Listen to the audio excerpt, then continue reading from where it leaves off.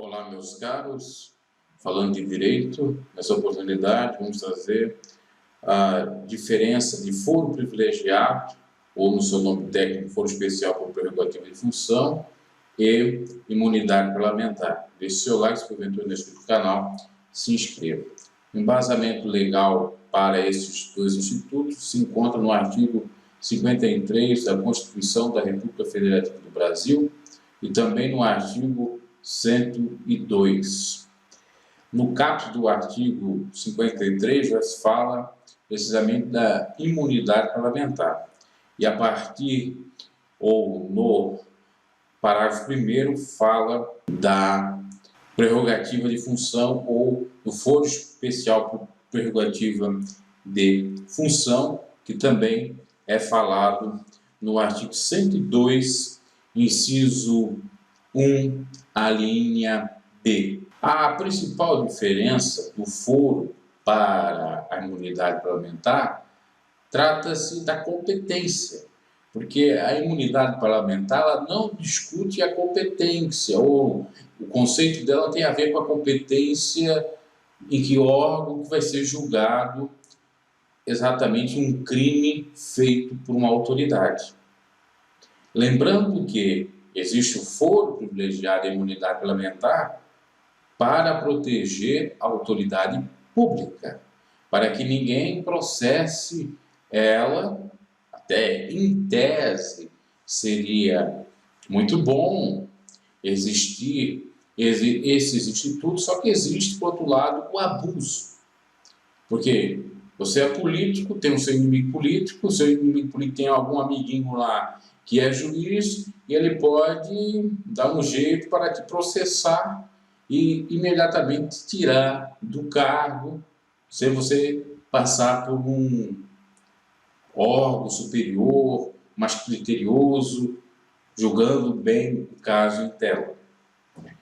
Então, o foro privilegiado, ele diz respeito à competência. Por exemplo, se a pessoa não fosse política, não fosse deputado, senador, cometesse um crime, ele iria ser julgado pelo órgão ou a justiça comum. Exemplo, comarca de uma cidade, tribunal de justiça de um determinado estado. Mas quando ele passa a ser deputado e senador, eu estou dizendo um exemplo, existem outras pessoas, obviamente, que têm esse foro privilegiado, governadores também têm, presidente da República, e por aí em diante, já a gente vai ler a redação que diz sobre isso. Então, eles têm a prerrogativa de ir para um órgão que, se fosse na via comum, a pessoa só teria direito na terceira fase, se tivesse também dinheiro para contratar um bom advogado para discutir isso, esse imediatamente vai para essa terceira fase, terceira ou quarta fase, que é o Supremo Tribunal Federal. Ok? Então, esse é o foro privilegiado. Já a imunidade parlamentar, ela tem a ver com a questão, como a gente pode até mesmo trazer aqui na leitura do texto legal, do caput do artigo 53. Os deputados e senadores são invioláveis, civil e penalmente, por quaisquer de suas opiniões, palavras e votos. Ou seja, eles podem falar o que eles falam lá dentro do Congresso sem terem medo de serem processados, porque existe a proteção ao que é falado. Inclusive, também existe o abuso desse artigo. Eu vi, algum tempo atrás, um deputado do Rio de Janeiro chamar o Paulo Guedes, ministro da Economia, de corrupto, e falando vários palavrões lá para ele, ou incriminando mesmo, na realidade, né? Foi o Paulo Guedes e também foi o Sérgio Moro. Só que não posso fazer nada com ele porque, teoricamente, ele tem imunidade parlamentar. O foro privilegiado, como eu disse, está no parágrafo 1º do artigo 53, que diz: os deputados e senadores, desde a expedição do diploma quando eles ganham como um político, fui consagrado, entre aspas, como deputado, senador, ganhei no pleito eleitoral, então se emite um diploma atestando que ele é senador, que ele é deputado. Os deputados e senadores, desde a expedição do diploma, serão submetidos ao julgamento perante o Supremo Tribunal Federal, consubstanciado conjunto com o artigo 102, que também vai falar sobre esse privilégio, e aí vocês vão ver que não é só para deputados e senadores, para outras pessoas. Artigo 102 da Constituição que nos diz: compete ao Supremo Tribunal Federal, precipuamente, a guarda da Constituição, cabendo-lhe, inciso 1, processar e julgar originalmente, a linha B, nas infrações penais comuns, o presidente da República, o vice-presidente, os membros do Congresso Nacional, deputados e senadores, seus próprios ministros e o Procurador-Geral da República. Então está aqui exatamente quem o STF pode julgar. No caso, por exemplo, como eu falei dos governadores, eles têm o foro por conta exatamente da função, e aí é o STJ. Assim como outros membros têm foro de prerrogativa, como o TCU, membros do TCU, Tribunal de Contas da União, embaixadores, os prefeitos, eles não vão ser julgados pela comarca, assim, do tribunal do seu estado, e por aí em diante, tá? Lembrando também com relação ao foro privilegiado, por prerrogativa de função, que quando a pessoa perde exatamente a função de deputado, porque não ganhou no outro pleito, ela não tem esse foro privilegiado. Então, esse foro é só por conta da função. Quando ela se torna pessoa, não é mais deputado, mas senador, ela perde esse benefício. Um desses exemplos foi o caso do Lula. A Dilma Rousseff queria colocar ele como ministro, sendo que volta da Casa Civil. Só que houve impeachment dela e não prosperou. Lula não foi ministro da Casa Civil. Assim, ele foi julgado pelo Tribunal, entre aspas, de Brasília, de Curitiba, pela Justiça de Curitiba. Ele não teve o foro privilegiado pelo STF, mesmo sendo um ex-presidente. Assim também, mesmo sendo um ex-deputado, um ex-senador, não existe o privilégio, porque é só quando está exercendo o mandato. Temos o caso recente da Flor de Lis. Ela perdeu ou não teve o foro privilegiado quando pediu, ou quando tentaram dar a ela, os advogados, quando, na realidade, o Ministério Público, junto com a Polícia Civil e, obviamente, a Justiça, enviaram um requerimento para o STF se podia ou não fazer a investigação na Flor de Lis. Se podiam começar a examinar ela ou fazer investigação no inquérito policial na fase administrativa. Por quê? Ela era deputada, o crime ocorreu já ela sendo deputada em 2019, só que existe uma jurisprudência do STF que diz o seguinte, que exatamente o foro privilegiado ele só se configura ou só se pode dar quando o parlamentar esteja fazendo algum crime lá no Congresso, que tem a ver com a sua função de parlamentar.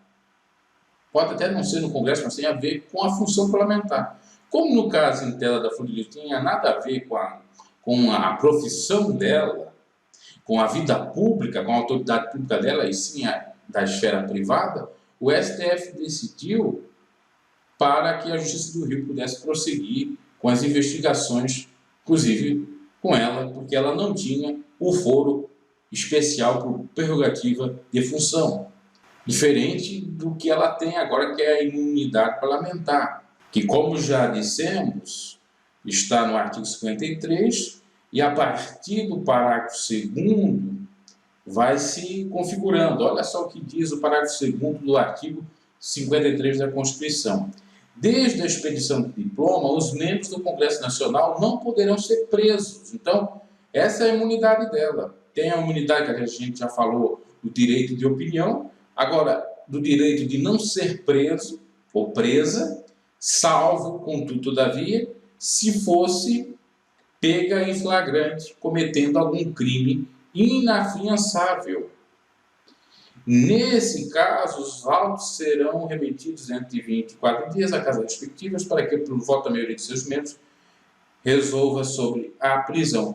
Como não foi crime inafiançável, não houve flagrante delito, ela não pode ser presa imediatamente. Tanto é assim que a juíza, no caso, ela deu medidas cautelares para ela, de não poder sair do Brasil, dela ter que entregar o diploma, inclusive diplomático, para a justiça, porque senão ia ser aplicado a ela as prisões cautelares, ou preventiva ou temporária. O deputado, senador, ele pode sim ser preso se foi entregue para a comissão de ética.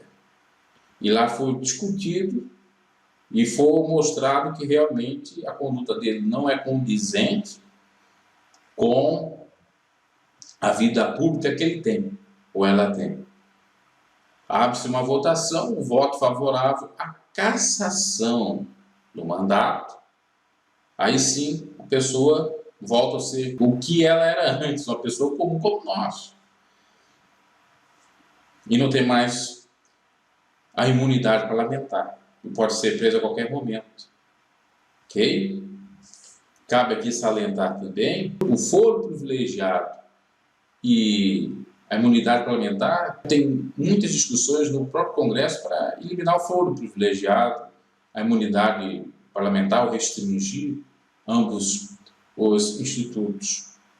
Porque existe uma reflexão acerca, ou um pensamento acerca, de que com essa distinção não se cumpre o princípio da igualdade, que todos são iguais perante a lei.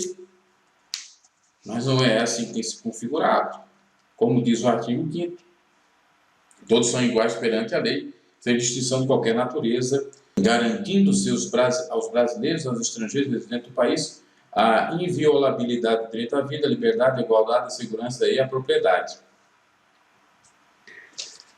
Mas para esses semideuses, parece que não é bem assim que configura.